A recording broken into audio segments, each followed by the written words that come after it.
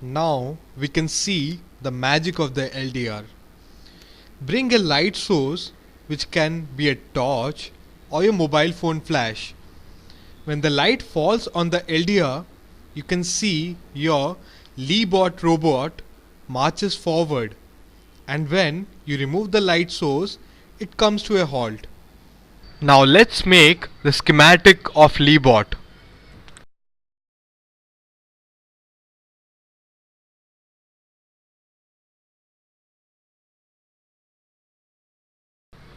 As you can see, this is the LDR. R2 is the voltage divider resistor. R3 is the current limiter resistor. This is the transistor. B is the base. C is the collector. E is the emitter. The relay is consisting of a coil, two common pins, two normally closed pins, and two normally open pins. In the normal condition, motor is connected to the normally open pins of the relay. 5 volts is given to the LDR and the coil. The resistor R2 and emitter of the transistor is connected to the ground. In the given circuit, VI is the input voltage, VB is the node voltage, R1 is the resistance of the LDR, R2 is the resistance of the voltage divider resistor. According to the voltage divider rule that we have already seen, VB equals to VI into R2 divided by R1 plus R2.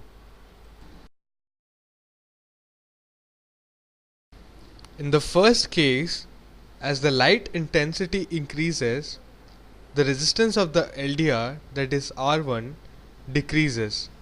This in turn increases the node voltage VB. In the second case, as the light intensity decreases, R1, that is the resistance of the LDR, increases, which in turn decreases the node voltage.